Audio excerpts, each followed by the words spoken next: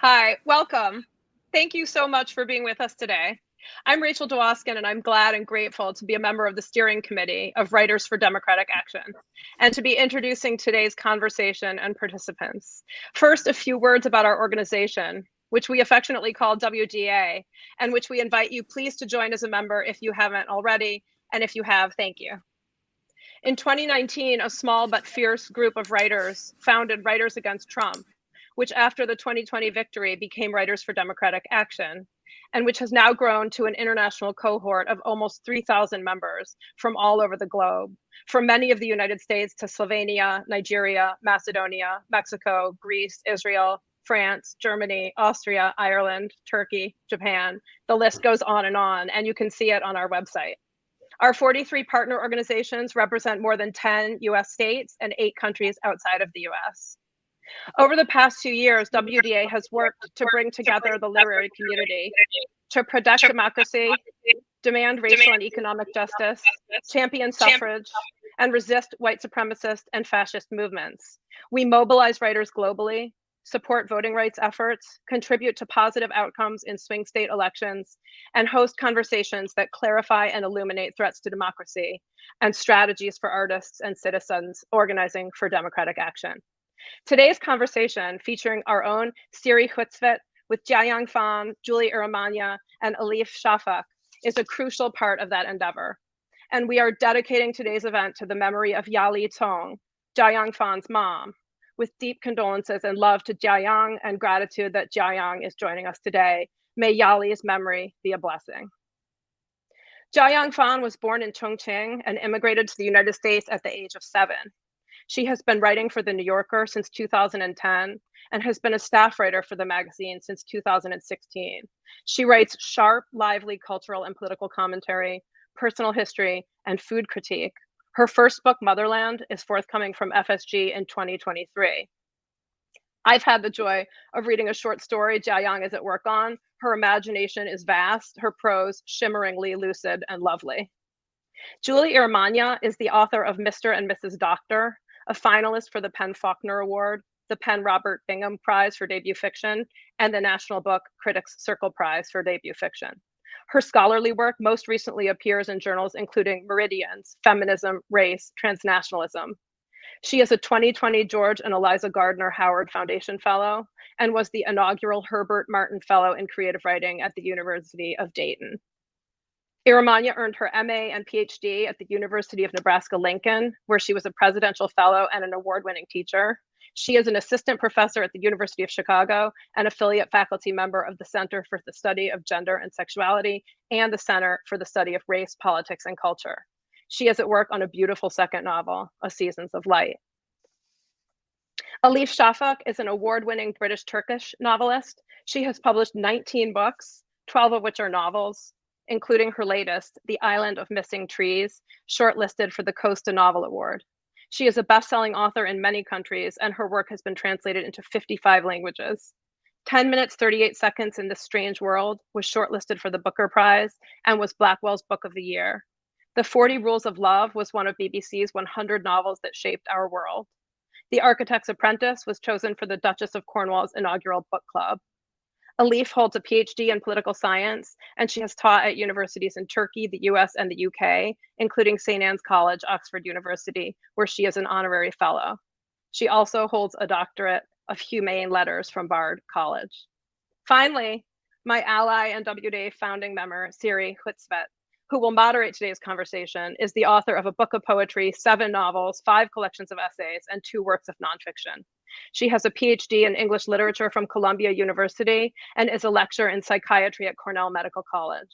Her scholarly work is interdisciplinary, and she has published papers in academic and scientific journals. She's the recipient of numerous awards, including the International Gabaron Prize for Thought and Humanities and the Los Angeles Book Prize for Fiction for The Blazing World, which was also longlisted for the Man Booker.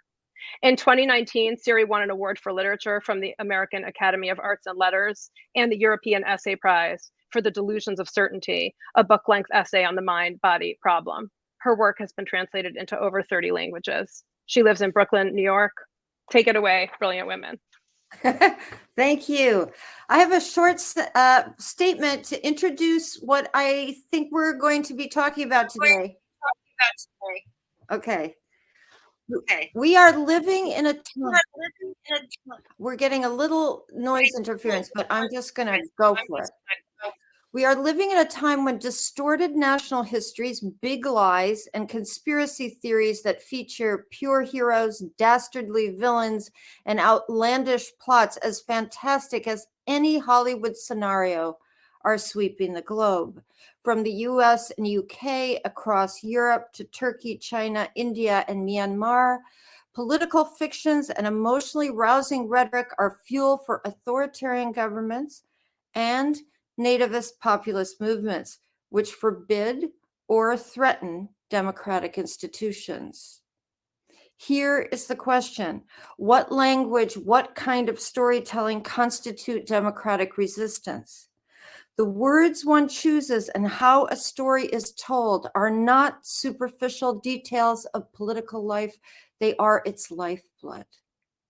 Although mainstream media response in the US and elsewhere has been to insist that if only the hard facts are presented to the broader public, the hitherto deluded will see the light.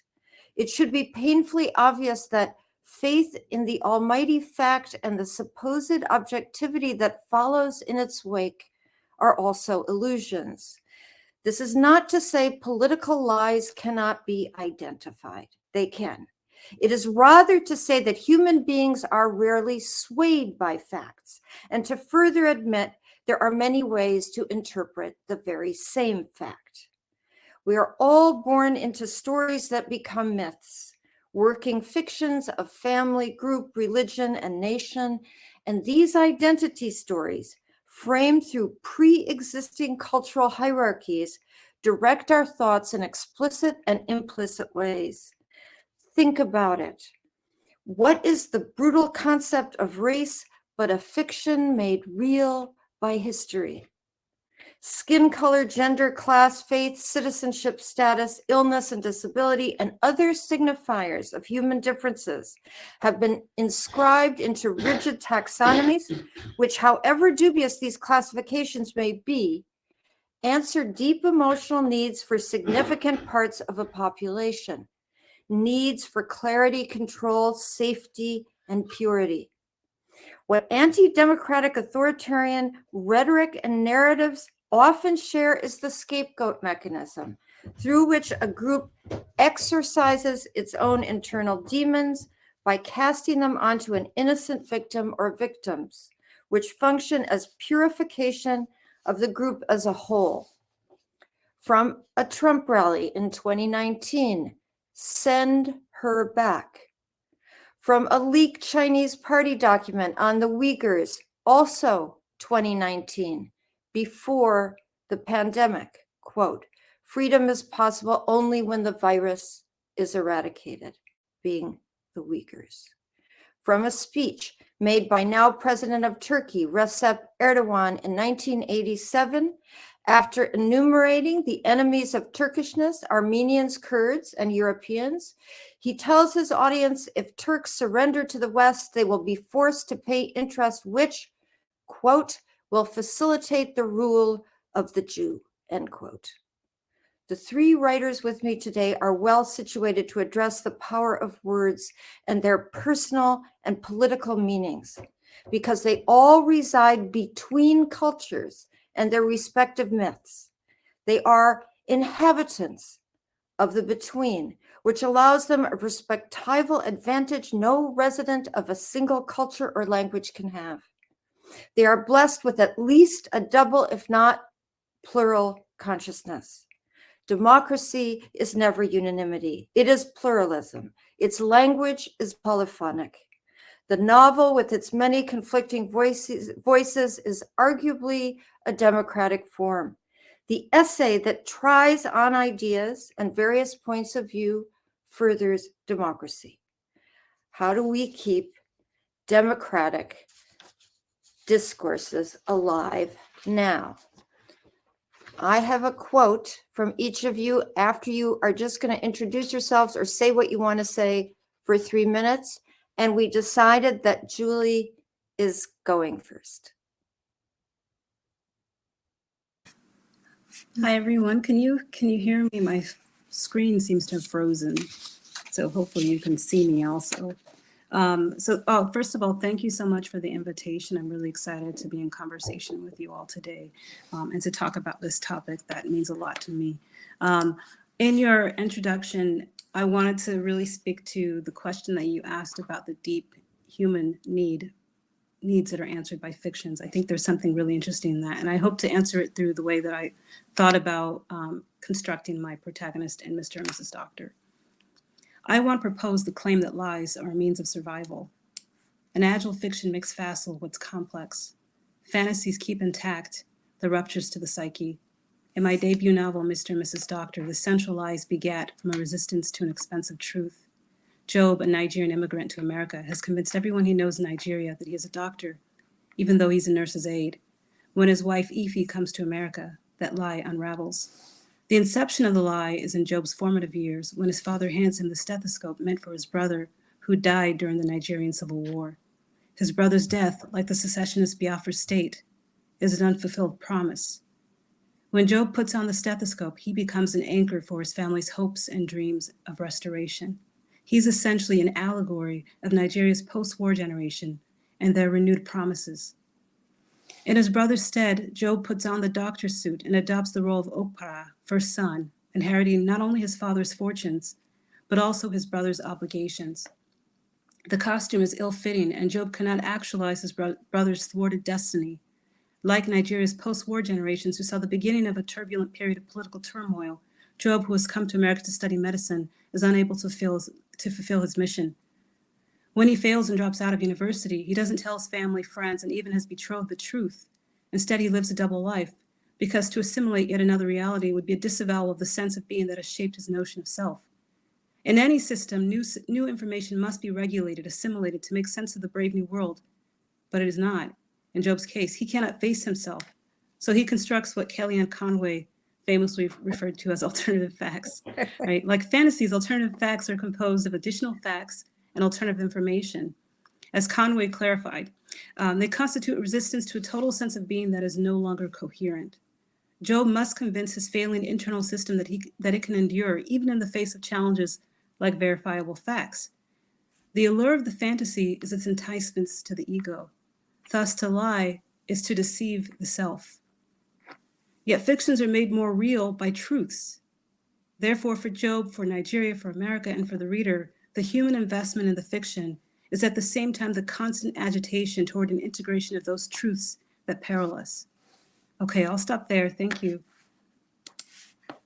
Okay. We're waiting for Elif to, that's right.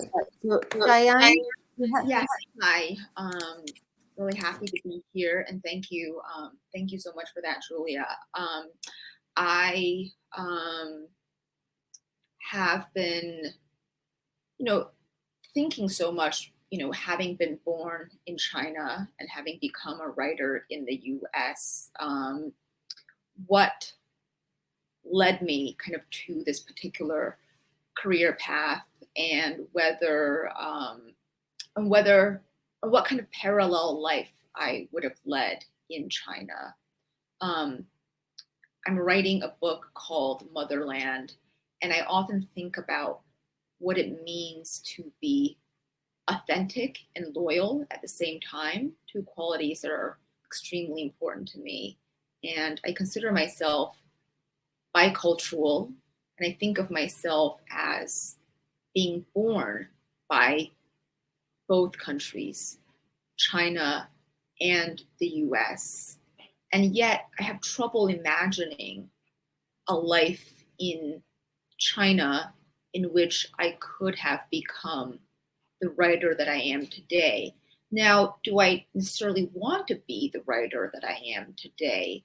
I don't know. I think there are many ways to be a writer, but to be an intellectually honest writer, I think that's all I've ever sought to be, and really the meaning of the job itself. When I was younger and thought about how to look back on my Chinese childhood and this country that forged such a large part of me, I had believed that politics polluted what I thought was the best part of China and dishonored my memory of China. And some part of me was looking for a kind of objectivity that in the naivete of youth, one believes must surely exist. As I've grown older, as I have come to see myself, the child, the adult, and the writer who's trying to make sense of the relationship between childhood and adulthood, I see that politics, whether we like it or not, becomes the weather that we live in. It shapes the climate. It gives us the temperature in which we can either feel ourselves or numb ourselves to our reality. And I think today's conversation is so important because I return to that theme of authenticity and loyalty because I think about betrayal every day of my life, what it means to betray the place I was born and also to betray the place that I currently live. And I think to be truly authentic to myself, I have to reframe my loyalties, and I cannot be loyal to the boundaries of an artificial nation state. The only thing I can be loyal to is my conscience. And in doing that, I would like to believe I am, however humbly and however pitifully, a writer.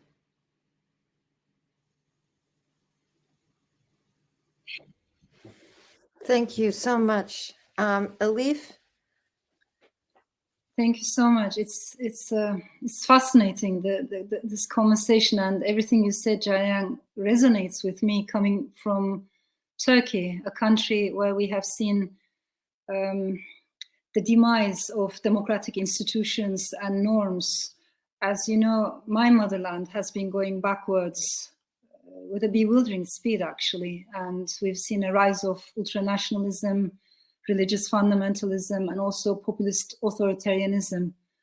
And I think whenever this happens, we will also see an increase in sexism. We will also see an increase in homophobia and gender violence. You know, these things always go hand in hand. So my point is, I believe this is the moment in time when women and minorities need to be even more passionate defenders of democracy, because the first rights that will be curbed and taken away will be women's rights and minority rights, not only in Turkey, but all across the world. So we see the same pattern in country after country. And it's a very difficult balance, I think, for authors, because many of us, at least I know personally I am, we happen to be introverts. So it's easier for us to be in our rooms, you know, in our fictional worlds. It comes more easily. But I don't think we have the luxury of being apolitical, non-political, especially those of us who come from wounded democracies. But that list is getting so long, from Turkey to Brazil, to America, to India. So none of us, we have the luxury of saying, you know what, I don't want to talk about what's happening outside the window. I only want to talk about my fiction. If what's happening outside the window is so urgent, and if it disturbs our conscience, we need to speak about it. Also, one of the many wonderful things that I've learned as a feminist from past feminist generations movements is that politics is not only about political parties, it's not about what Boris Johnson might have said in the UK today. It's broader than that. Wherever there's inequality, discrepancy, power imbalance, there is politics. The personal is also political. So we might be writing about sexuality, we might be writing about gender. That too is quite political, actually. So in that regard, I think as writers, we cannot be apolitical. And I think the novel is one of our last remaining spaces, actually, where we can have nuanced conversations, where we can still celebrate diversity and pluralism. And these things matter. Early on, Siri, what you said really stayed with me in your statement, because back in 2000s, early 2000s, there was so much optimism in the world. And the expectation was, if you spread information, people are going to become informed citizens and they will always make the right choices. I think where we are right now, we live in a world which is bombarded by information. We have way too much information, let alone misinformation or disinformation. So we have way too much information, but very little knowledge and even less wisdom. And to me, it feels healthier to focus on knowledge and wisdom rather than information, because information is just fast moving. It's just snippets, it's just fragments, and it gives us the illusion of knowledge, but it's not proper knowledge. For knowledge, we need books, we need cultural spaces, we need slow journalism, we need to retreat. You can't rush knowledge. But primarily, or hopefully in the end, for wisdom, we need to bring the mind and the heart together. We need empathy, emotional intelligence, and for all of that, we need literature. So to me, if I may finish on this note, it feels like we're at a very critical crossroads. And it's very painful to see at a time when we need more global solidarity. Where we have ended up is more vaccine nationalism, more tribalism, more isolationism, at the worst time possible, when we have this climate destruction in front of us, rise of authoritarian regimes in front of us. And therefore, I find it very important that we have such platforms. We need to keep them alive. And I sincerely believe we especially need global sisterhood at a moment like this. Well, we have it in a little small way right here. And I'm going to give each of you a quote from your work that I found very good. And this is from Mr. and Mrs. Doctor. And I had a little introduction, but you talked about the content of the book so well that what I want to also mention about it is that the novel, through these two characters, Job and Ify, am I pronouncing Ify right? Good. That they also encounter a bewildering America, a bewildering reality that they have to parse. And some of those are American patriarchy, which is different from Nigerian patriarchy, American white supremacy, which is so blind that it cannot recognize cultural difference, and some really shocking stereotypes of Africans that these people just, how they deal with it. Well, here's the quote that I really love, and it's from the wife, Ify, rather late in the book. Now, more than ever, Ify felt the need for lies, for the embellishments that cemented the difficulties of the day together. Maybe you can just elaborate further on what you were already saying. Sure, thank you. I think that, so one of the things I tried to accomplish between these two characters is to position them very, very differently, right? In the beginning of the book, Job is the one who's really invested in America and all of the promises of America, right? And that's sort of, he's essentially believing in the American dream and pursuing it. And Ify is very much resistant to that. But by the point that you're reading later in the book, that reverses. And Job is the one who's questioning the promises of the American dream. And Ify herself is more committed to it. And I think that the idea of her, part of what she has to do is create fictions, right? And myths are fictions, right? And really fictions are things that haven't happened yet. And so essentially that's what a fantasy or dream is, right? So the construction of those things, those ideas, those are the things that sort of creates the path toward the promise at the end, the hope. And I think when the lies begin to fail Job, as a protagonist, that's when the sort of system of beliefs that he has, it really fails him, and it fails him again, more and more. And the more he has to come face to face with the truth of it, that's when he struggles the most. But so I think in some ways that, and this is a criticism that some people would have of Joe, was like, oh, he's this narcissist. Why is he doing this? Why is he lying to everyone? But I think for him, especially in the beginning of the novel, it's really important for him to maintain the system of lies in order to be able to persevere, right? Because those fictions, those ideas are what ground him. And when that system begins to come apart, then he kind of descends. And I think that we can look at that more broadly in terms of when we think of the broader myths that we use to construct our identities, to construct our place in society, to construct our place within groups. They can be important. They can be important for nation building, for example. But obviously there's, we tend to talk about fictions and lies in the negative, but I think that there's something really valuable about them and something very pressing and human that makes them very necessary too. Yeah. I just want to add to that there's real humor in this book. There are times when you just laugh out loud. So, that hasn't quite come across in our discussion, but there's some really wonderful comic moments with all the characters in the book. Okay, so I have another quote for Jiayang, and this is, you've written extensively about Chinese politics, culture, you've supported the democracy movement in Hong Kong, and personally felt the effects of Chinese propaganda in social media attacks against you. You also, however, wrote a powerful piece about the power of American myths and stereotyping in your article, The Atlanta Shooting and the Dehumanization of Asian Women.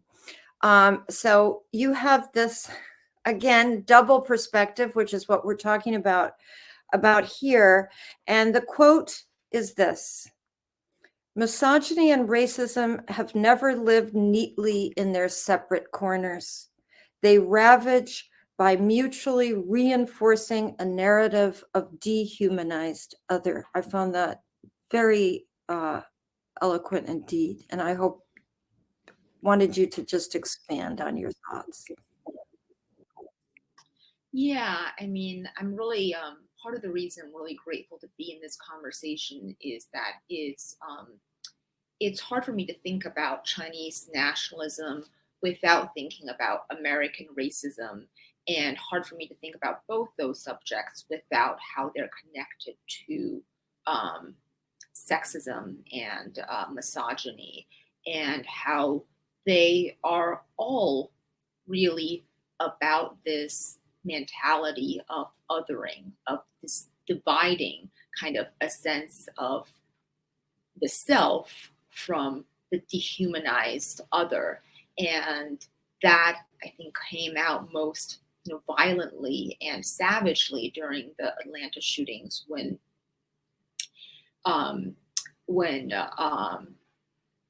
these Asian women were killed. I think before they even realized what was going on, and I think that says something about just being about the danger of being a part of this world where these very invisible but visceral hierarchies lock us all in, and violence can visit us without our having any warning or any real sense of that being the state of the world. And I think what it means to be a marginalized population or a vulnerable population that's not even a minority, such as being a woman in China and in the US, and how improvised our existence and how probationary. And I think what's particularly, dangerous about living in this world is that we somehow, at least I do, both as a Chinese woman, a Chinese American woman, and an American woman, is that I, in my internal world, believe that I have a set of rights and believe that I have a sense of, I have a right to a sense of safety in stepping out into the world that is not symmetrical with the world's perception of me and the world's kind of unprompted attacks upon me. And that's a very, very precarious way to live, because that in that asymmetry, especially when I don't think I have done anything to merit my lower status on this hierarchy. And even more so when I think about my daughters, when I think about sisters, when I think about women and those much less resourced and educated than me, who also have to, who are strong-armed into living in this world where they have so little protection and where they have so little realization that this is what they are exposed to on a daily basis. So tying it back to this to kind of the sense of the double kind of plural consciousnesses that we all possess, I think we become so much more aware as writers and as inhabitants of these multiple kind of worlds to the dangers that we live in, but just as helpless about how to protect ourselves and those we love. Yeah, absolutely. And so the third quote here is, Elif, fiction, as you know, can be an enemy of the state. And you were on trial in Turkey for insulting Turkishness through the voice of a fictional character in your novel, The Bastard of Istanbul.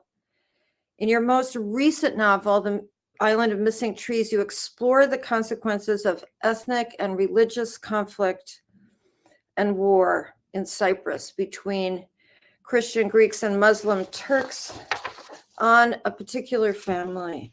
And the silence trauma often brings in its wake and furthers rather than reduces pain. You've also directly taken on the politics of fiction in an eloquent TED Talk, and you've pushed against the writing workshop platitude, write about what you know, which I'm always happy when platitudes, hit the ground. And you've offered the further comment that if we stay, these are quotes here, these are your quotes, if we stay too long inside our cultural cocoons, we will dry up. And stories can punch holes in our mental walls. So I wanted you to respond to those. I so appreciate. It's a bit difficult to talk about the trial in Turkey because it was a bit surreal. But I think I need to tell you right away that words are very heavy in Turkey. Anything you say can offend somebody, can offend the authorities. And also, I think we need to bear in mind that this is a country with a very long history. However, that doesn't translate into strong memory. To have a long history doesn't mean you have a robust memory of the past. In fact, it's quite the opposite in Turkey. We're a society of collective amnesia. Forgetting is the easiest thing. And so there are ruptures. Our relationship with the past is full of voids. And that vacuum is usually filled in by ultranationalist or Islamist interpretations of the past, which are very much shaped by an imperial nostalgia. They talk about this golden era. We were a golden, mighty empire. Wherever we went, we brought justice and civilization, that kind of rhetoric. But of course, as writers, we know that the story changes depending on who is telling the story and who's not allowed to tell the story.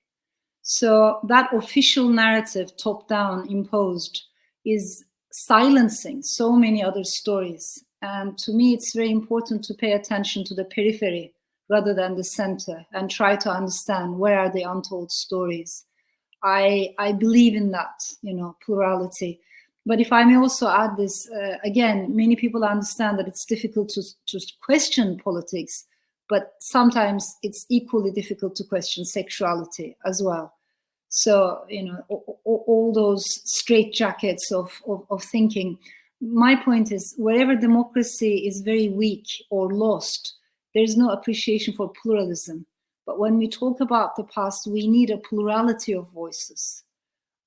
That is very important. So oftentimes the struggle for human rights, the struggle for minority rights in particular, becomes struggle for memory, for remembering.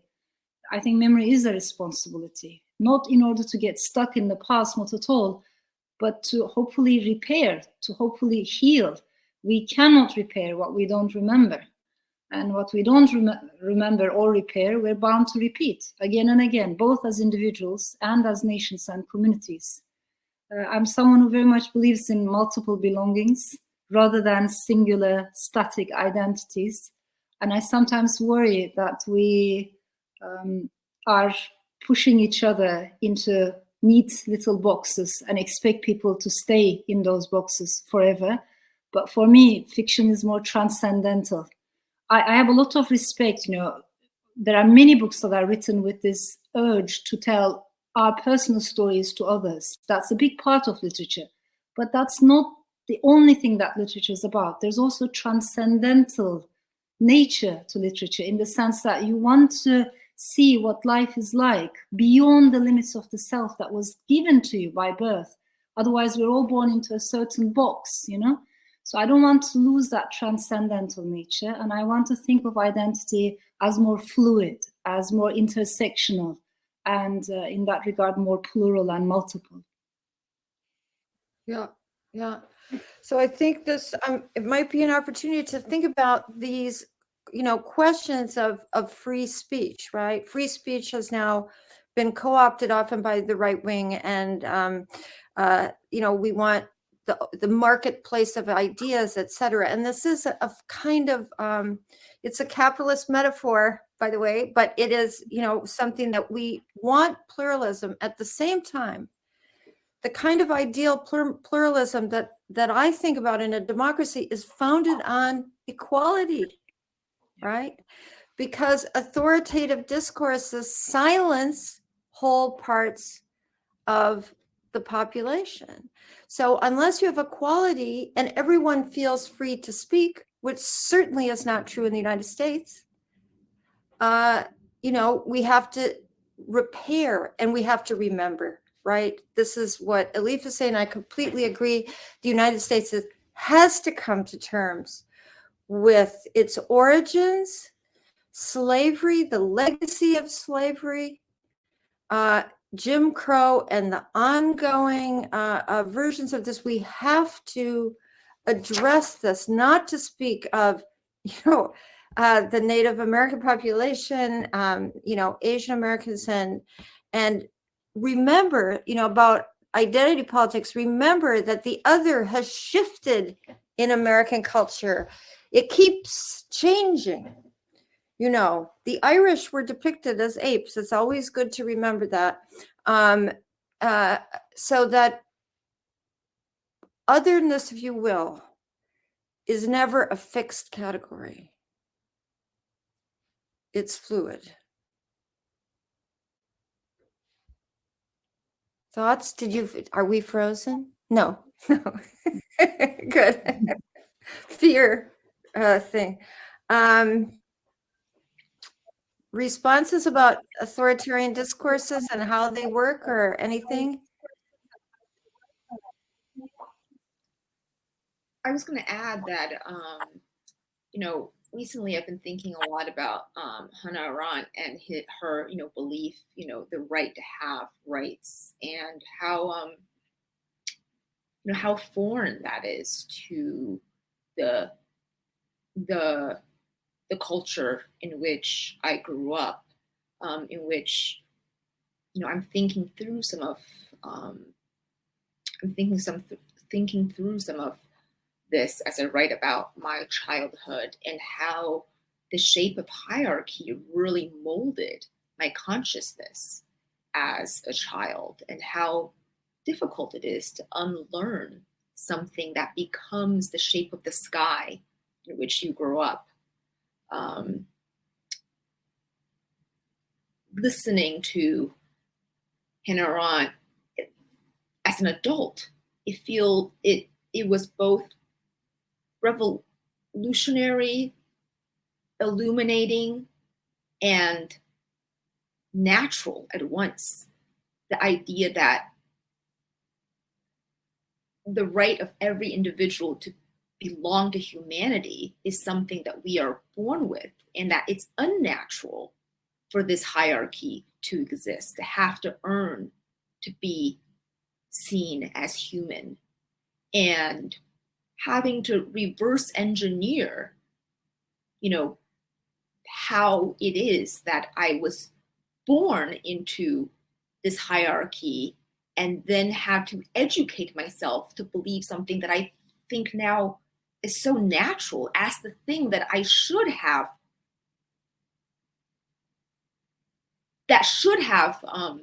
shaped my consciousness is very strange to me.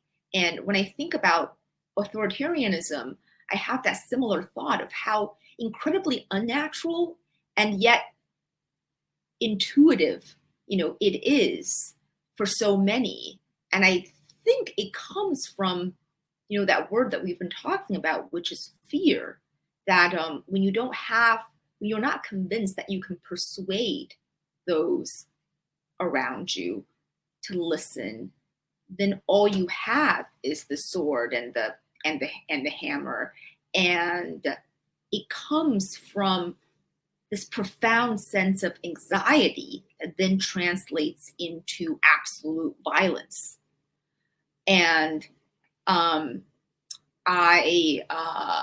think so much of our conversation today is about kind of holding both these quantities that in our heads, both kind of our natural inclination toward being represented and living in an equal world, and the reflexive sense of fear and anxiety that gives rise to hierarchies that enforce authoritarianism and violence, and just how eerie it is to be living with both those things in our heads at once, to be living in a world where that is where the natural and the unnatural are sort of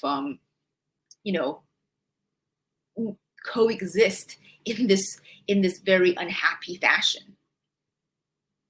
So there is an interesting argument, that actually hunter-gatherers were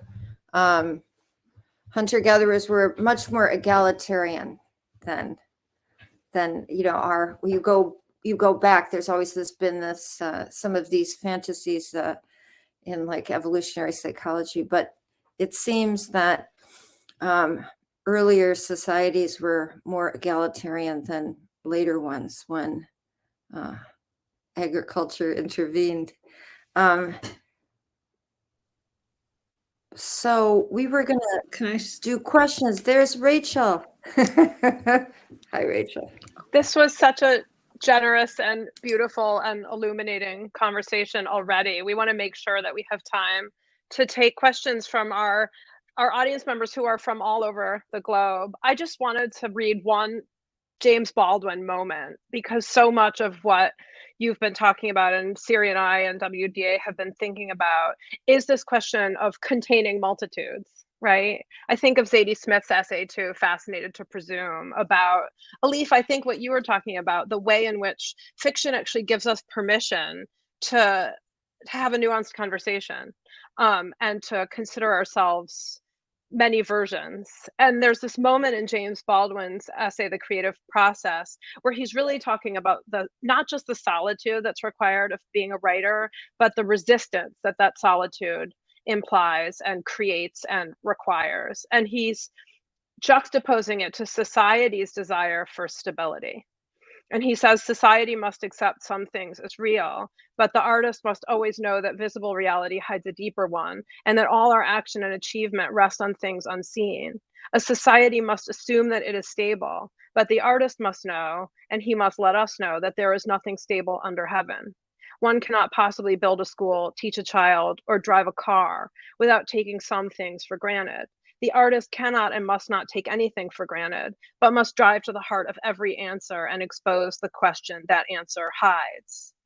And of course, that reminds me too, Jiayang, of your idea about authenticity. And Julie, your idea about the fictions that we require in order to examine our own lives, and in some cases to palette those lives or to live those lives. One of the questions in the chat box comes beautifully and naturally out of this. And that question is from Robert. Thank you, Robert. It's a powerful foundation for an ally of narratives, of course, is fear. How do we construct more truthful, useful narratives for society while also not relying on fear unless absolutely necessary, given the inherent disadvantage that causes?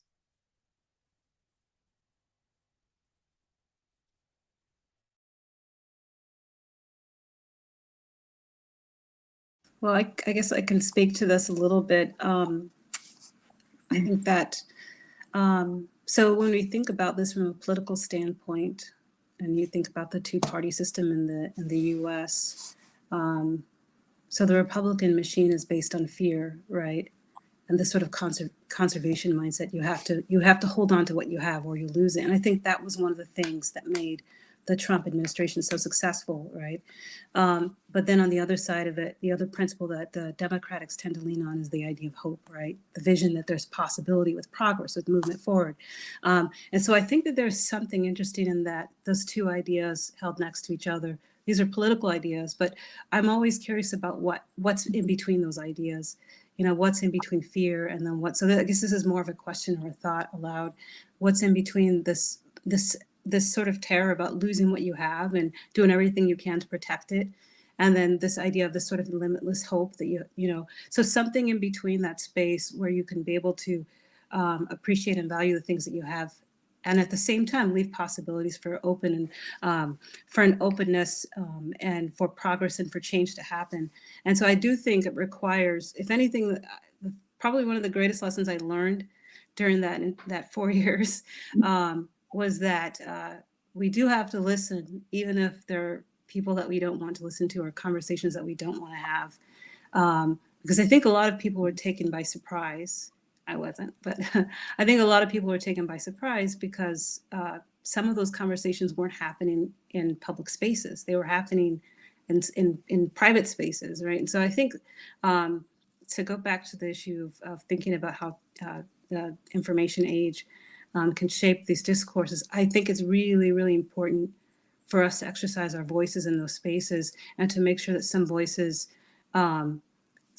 appear louder in those spaces, and they may not necessarily be louder in other areas where they can actually make very significant, like concrete material changes in lives. So I think that there's a lot of work that we have to do on being sure to ensure that there are multiple voices in these spaces and that the proper amplification is given to voices that can become minoritized or marginalized in those spaces too. I worry all the time about people who are not as engaged in those kind of spaces and what that means, you know. Can I just follow up on that? Because it so resonated, with me, what you said, Julie.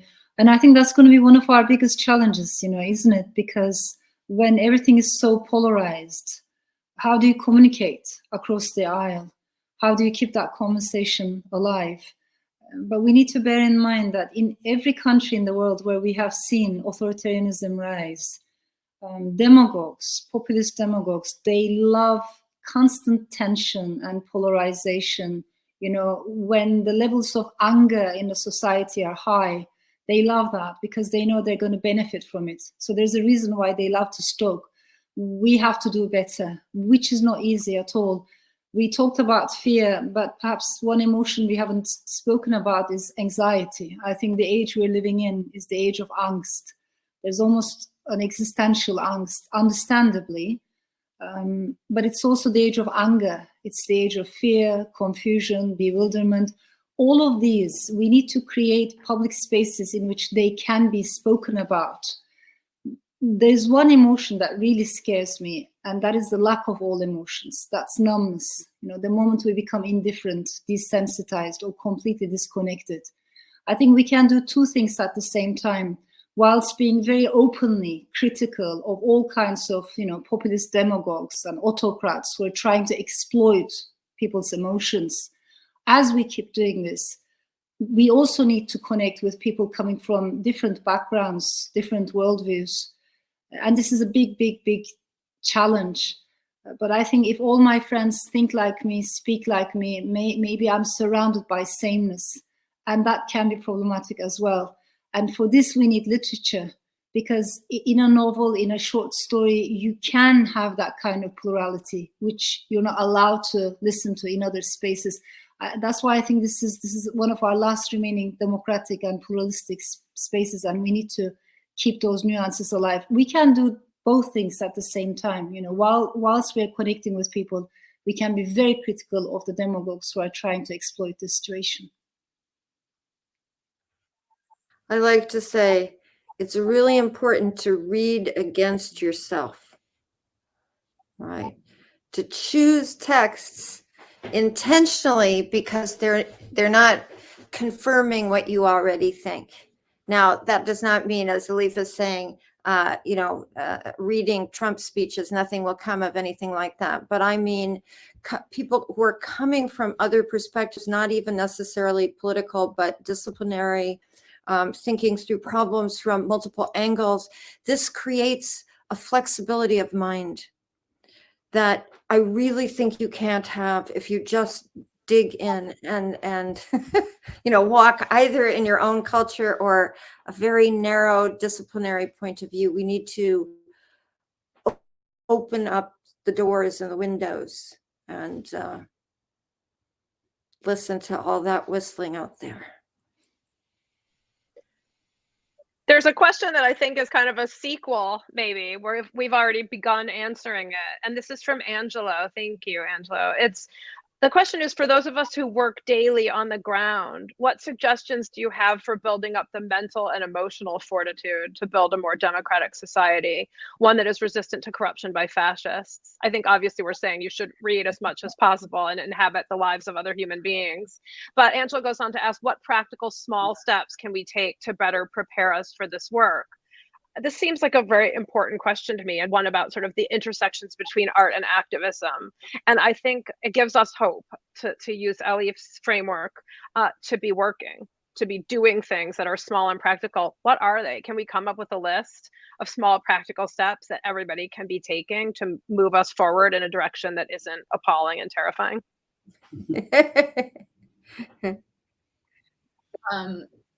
I don't know that this is a small step. One thing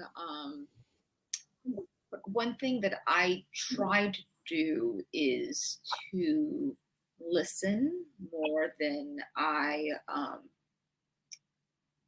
reflexively defend what I think I believe. I think the anatomy of internal reflection is kind of a curious thing, and I think about this in relation to what we believe our loyalties are and who they are to. And sometimes when I'm listening to conversations of friends and acquaintances, sometimes I think they're conversations between residual loyalties that reside in people. That's why they come out in this very emotional, reflexive, and sometimes quite prickly way, because the hard work of having to really reflect upon what we thought we believe, can be unnerving and can be unsettling. And something that seems quite small is that I try to really, put my beliefs, through this internal apparatus of thinking, well, is this something that I've held on to, like the things in my attic that I haven't cleaned out for a really long time, that are accumulating cobwebs, and that I've developed this attachment, this emotional attachment to, without knowing how or why? Or is it something that is a functioning and working part of my belief system as it is currently operating? And this takes a bit of work, and it's always a little bit unsettling to be constantly asking yourself these questions. But I think that is necessary, because oftentimes so many of the very emotionally charged kind of verbal battles I hear both on TV and at the dinner table are between dueling sets of cobweb covered beliefs that people feel like they have to hold on to, because they think that it somehow constitutes an intrinsic part of them, when really we ourselves are constantly kind of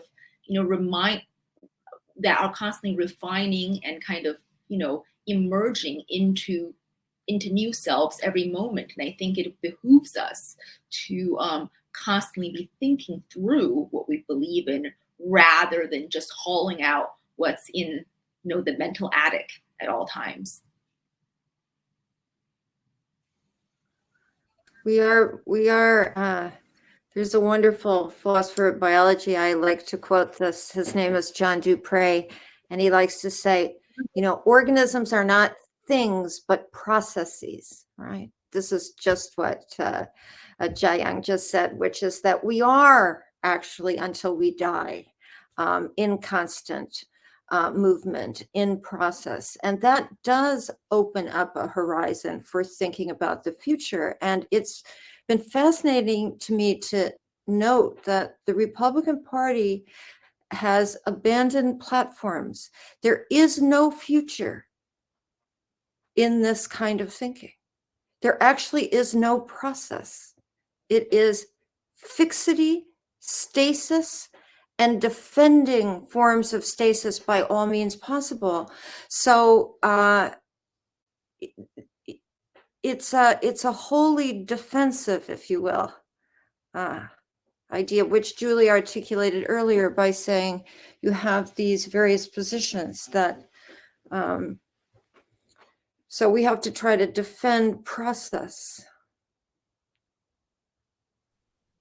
I also feel like Jiayang and Elif, earlier, you talked about not writing what you know, and part of listening is a willingness to be asking instead of reporting, or kind of following wonder in our work and in our lives and conversations, like a willingness not to avert our eyes, that is to say, to look directly at the difficulty and try to examine it honestly and authentically, to use that word again. And also to know that actually simplification is really the work of propagandists, and the work of creative writers is about complicating the questions and laying them out in as many and as nuanced a set of ways as is possible.